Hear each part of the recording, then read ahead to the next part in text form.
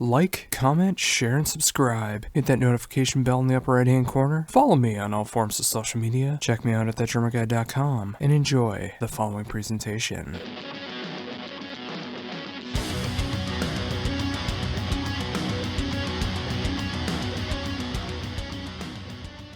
Hello? Hello, hi, this is Schmier. Josh, do you hear me? I can hear you. All right, wonderful. Well, awesome. Well, thank you very much for taking the time to do this interview. My pleasure, my pleasure.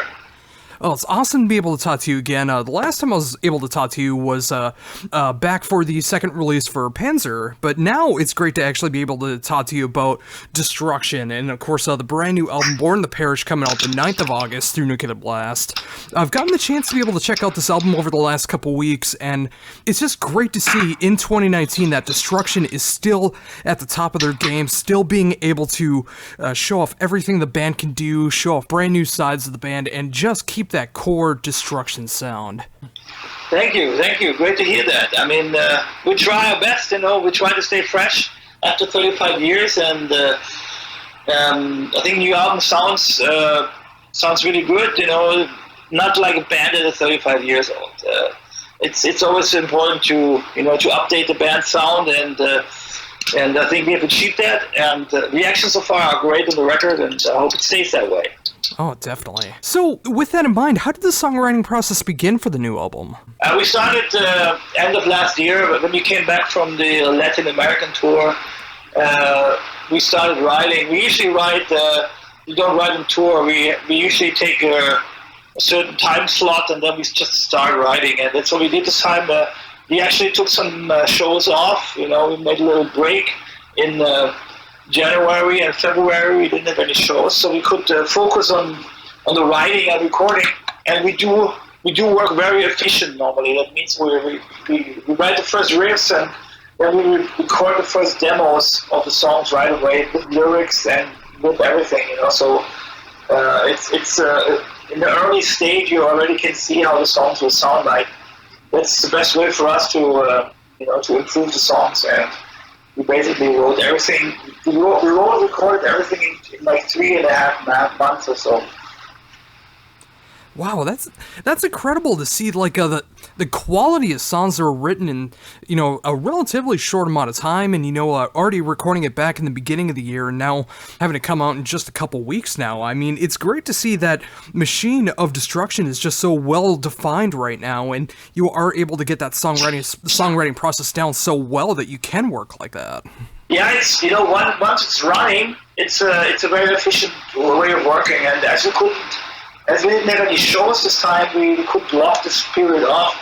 We could really work on song structures and on everything in a really compressed time frame without any pressure, though, because we didn't have to be done in March. We said let's try to be done in March so we have enough space, because what we did is we recorded everything and then took some time off the studio and then we mixed the album. It's always good to have a little time passing by for the mix, because then you have fresh ears, and that's what we did this time, and it worked great. You always try to improve your way of working in the studio, and it's worked really fine this time. And I'm so glad to hear that too, that there was a little bit of break in between recording the album and getting it mixed and mastered, because just like you said, I mean, it's so important to be able to have fresh ears when you are getting that done, so you know what you want to hear in the final product of the song. And for that, it turned out so amazingly well. I mean, everything just sounds so well defined on the album. Everyone sounds like they're shining on the album at the right points, and it was just a great production job. Thank you. Yeah, we try to make it as natural as possible. Everything, the process of recording it, and also all the sounds on the album. You of course nowadays you gotta have a production that is powerful enough, but we want to also have a production that is dynamical enough to prove that we're an 80s band. And I think it's a good mix of both. And we're learning from every product we do.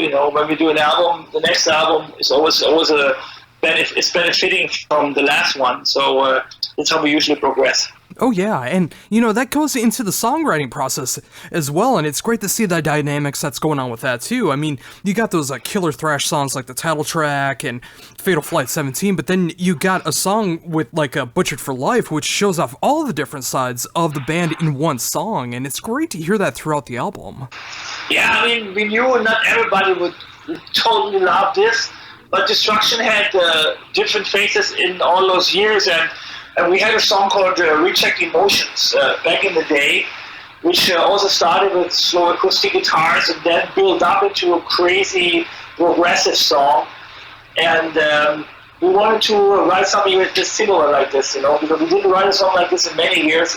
A song that basically breaks all the barriers, has no boundaries, a song where you don't watch the time, you know, because usually you always try to compose between 3 and 4 minutes, you know.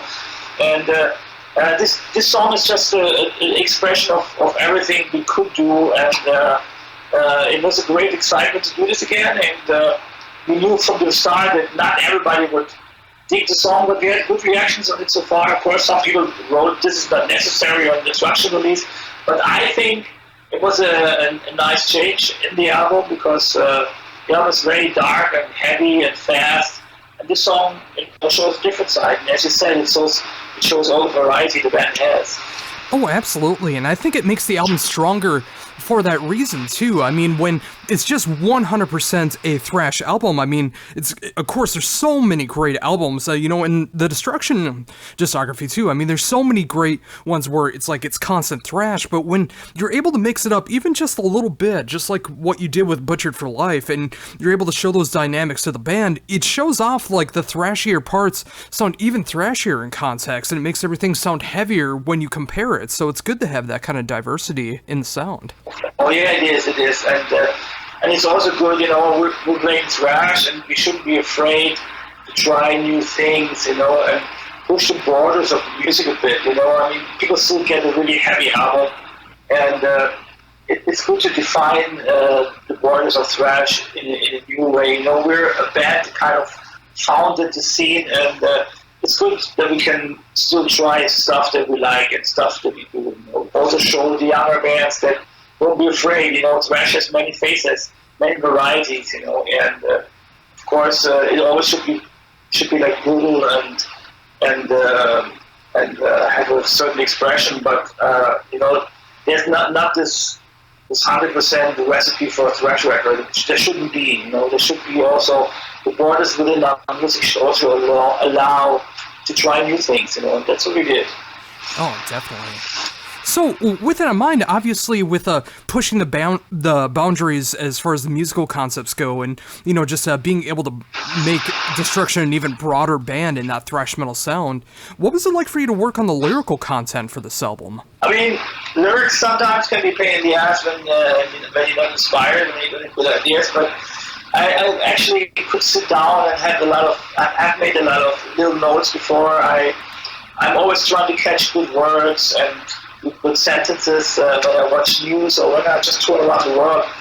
So I had a lot of little notes already about the lyrics where I want to go. And you know, I picked up a song title like Red Catcher, which is actually a very German saying, and I didn't know it exists in English too. So when I heard this word Red Catcher the first time, I thought right away it would be a great song title for the lyrics, you know, in that direction also. And yeah, so I'm inspired by life, you know. And there's also one song called "Inspired by Death" on the album, which is actually really inspired by death. When it happened when a couple of my friends died within 1 weekend last year. I had 3 friends dying. One was Welson Tola from a guitar player of Death and Obituary and ISOR.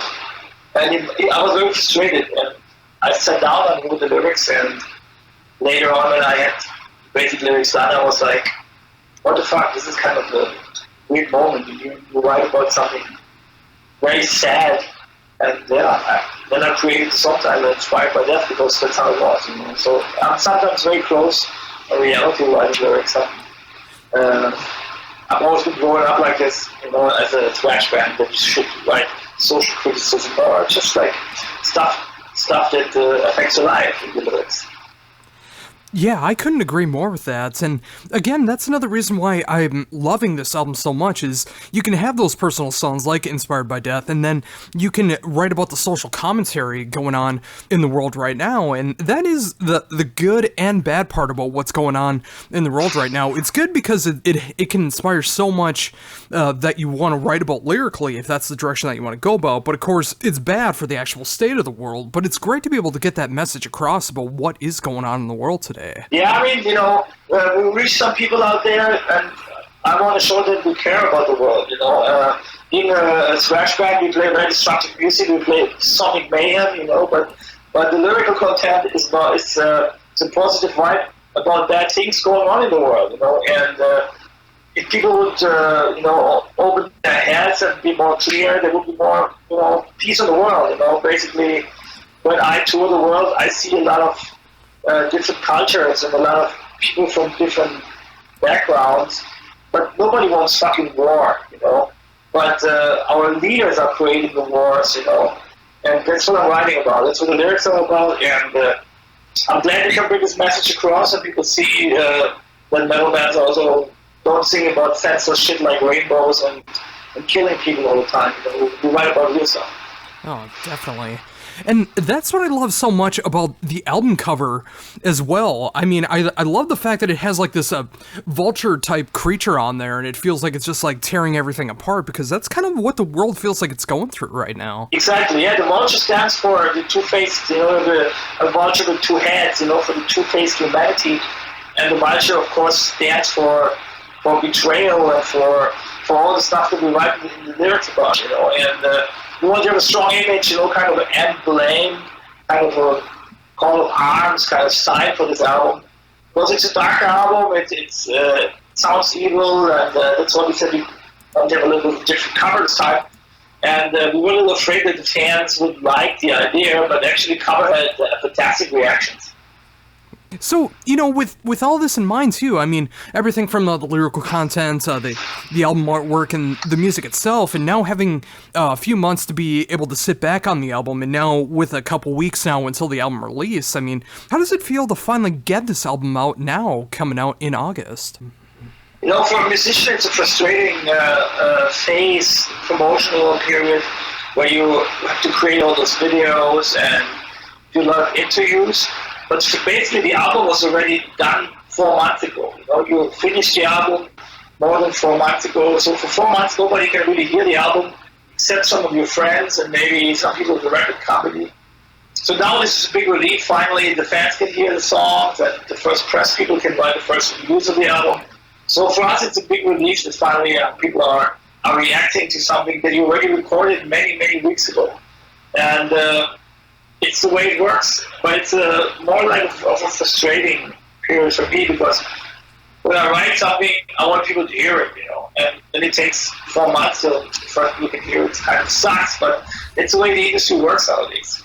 Yeah, it is, and, and I can absolutely imagine that. I mean, once you get everything mixed and mastered, and you have to wait for the album cover, and then, getting everything packaged for the vinyl and CD releases and everything like that, as soon as all that's done, you just want to be able to go out and show that music off, but, yeah, it's for me as a musician, it's so many decisions, that come after each other, it's the production and the cover and the art and the pictures and everything, but then it continues.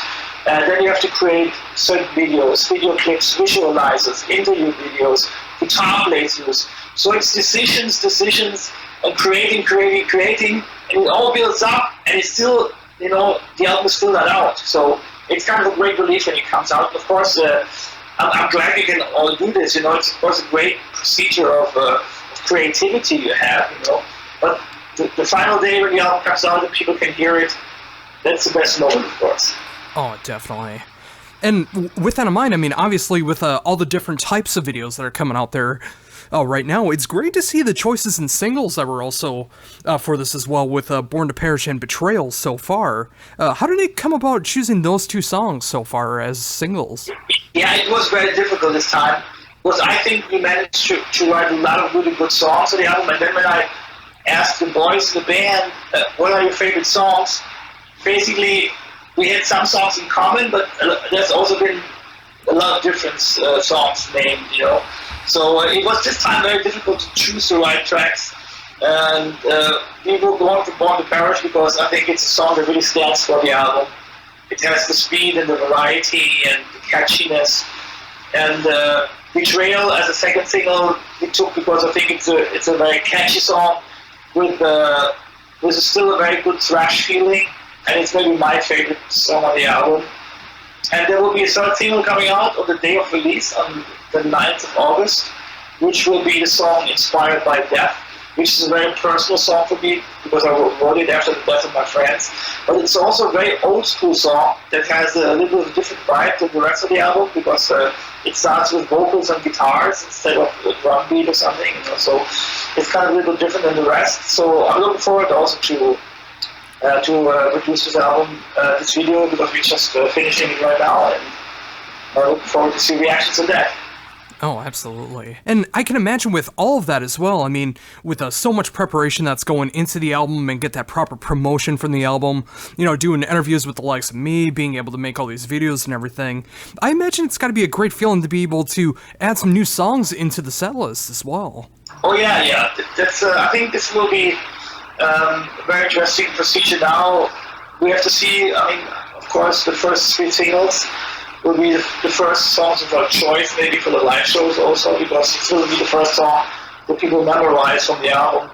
Because Born to Perish single is already out since 2 months. But yeah, it's going to be interesting because there's so many good songs in this album.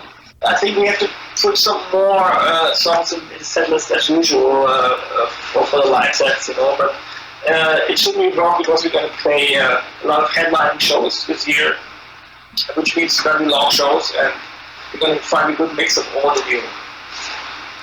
Oh, and that's got me really excited too. I mean, every time that I see a Destruction set list, I mean, it feels so perfect. I mean, whether it's a festival show, whether you're doing an opening show, a headlining show, I mean, it always feels like you're picking out the right songs for the right situation, and it's great to see that after all this time.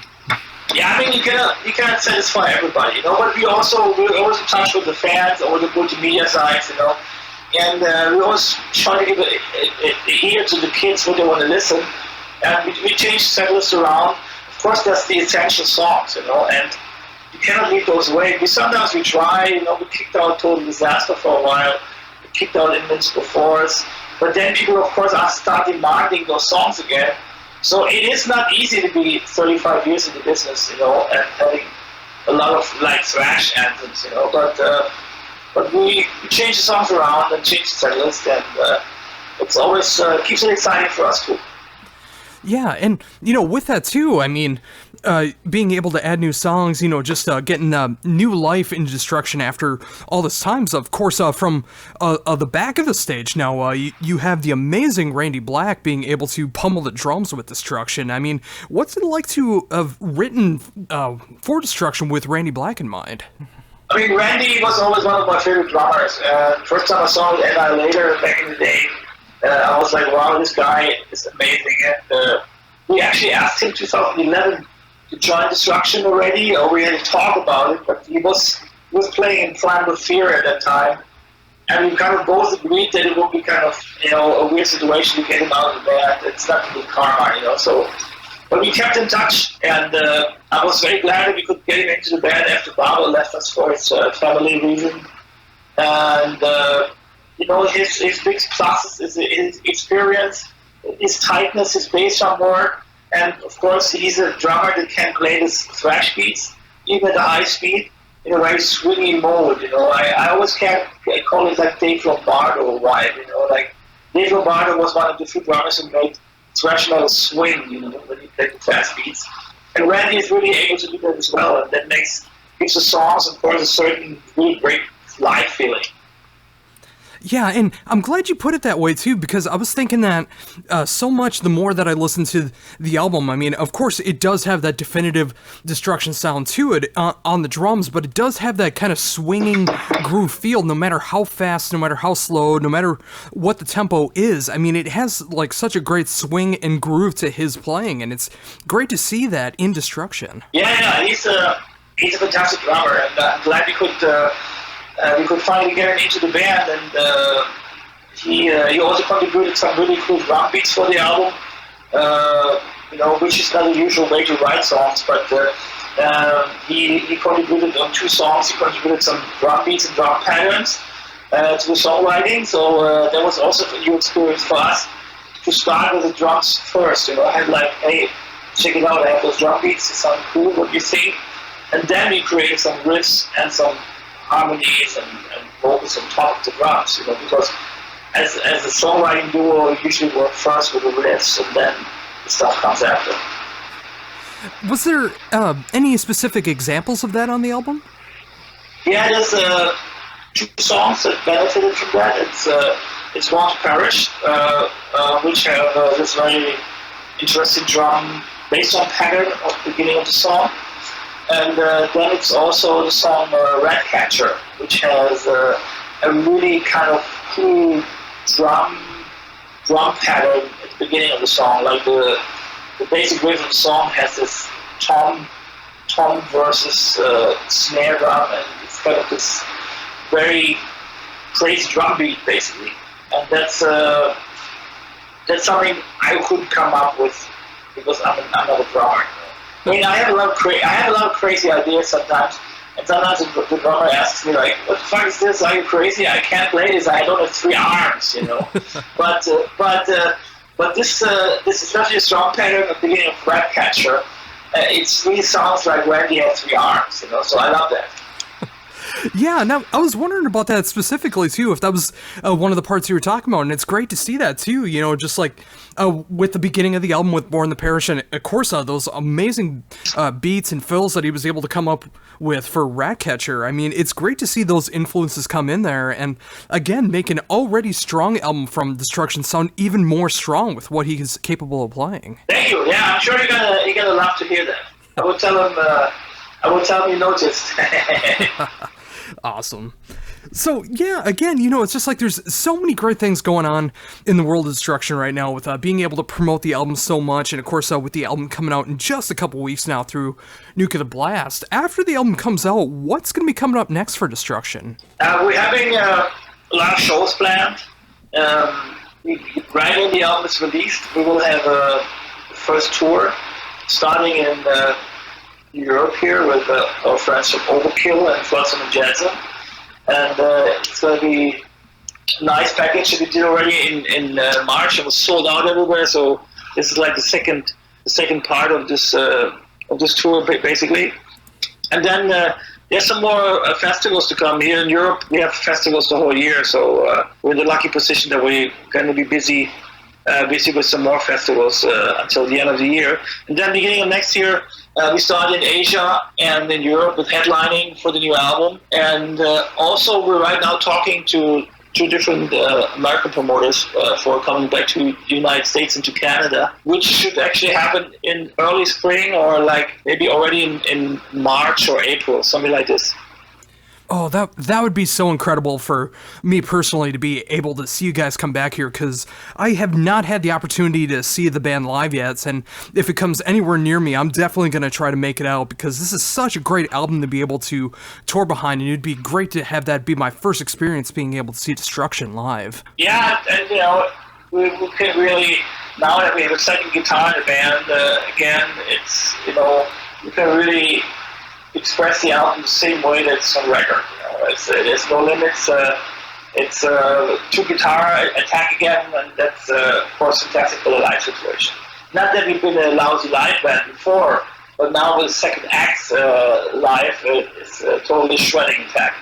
Oh yeah, and there's so many bands that can go between like the 4-piece setup, like 1 guitar, 1 bass, or 2 guitars, 1 bass, and of course you got a band like Maiden who can pull off 3 guitars and 1 bass, and it all depends on the style of music and everything. But with Destruction, it's just like I imagine so much being able to hear that twin guitar attack and your amazing bass on top of that. So just being able to get that full stereo sound in that live setting, I mean, that just sounds like it's gonna be incredible once again. Oh yeah, there's nothing better than having twin guitars live. And as much as it sounds great on the album, but I think when you have like a twin guitar solo live, a harmony solo live, and then maybe like a guitar duel afterwards, it's kind of that's the maximum excitement you get at the live show. I think it is. And I'm a bass player, but I'm a fan of guitars, as heavy metal is a guitar-driven music. Oh, very much so. And again, there's so much of that's going on with this new album. And of course, your amazing playing and hearing Randy Black being able to pummel everything that he does on the new Destruction album. I mean, for being a thrash fan, for being a metal fan, there's no reason not to pick this up when it comes out in a couple weeks through Nuclear Blast, because it just has everything I love about the band. It's got me so excited to see what's going to be happening with the live shows, what songs are going to be working out between the entire discography and what's coming up for the songs being played off the new album. I mean, there's so much to look forward to, and I'm just so happy to see all of that happening with the band after all this time. Thank you. And so are we. It's a really great chemistry in the band right now. I think you can hear this on the album. And of course, we're looking forward to hit the stage again and present those new songs and the old classics, of course, live on the stages of the world. Oh, absolutely. And I think with that, that's a fantastic note to end on. Thank you so very much for taking time to be able to talk to me about everything that's going on in the world of Destruction right now. And of course, the brand new album, Born to Perish, which is coming out the 9th of August through Nuclear Blast. I absolutely love this album. It's a thrash album I've been waiting for this year. I mean, it's exactly what we need right now as far as the lyrical themes, both personal and the state of the world, the music, the production, and what to look forward to in that live setting. You guys are just knocking it out of the park once again, and I thank you so much for taking the time to be able to talk to me about all of it. Thank you very much, Josh. My pleasure, and hopefully see you soon in America. Absolutely. I really hope that happens as well, too. And again, thank you so very much for taking the time to be able to talk to me. I should hopefully have this interview available on Monday on YouTube for people to be able to check out. And then the following week, I'll be featuring it on my radio show with a couple tracks off the new album and promotion. All right. Awesome. Cool. Keep us updated. Oh, I absolutely will. And one last time, thank you so very much for taking the time to be able to talk to me again, and I hope you have a great rest of the day. Thank you. Have a great weekend. Oh, you too. Bye-bye. Bye-bye. Bye.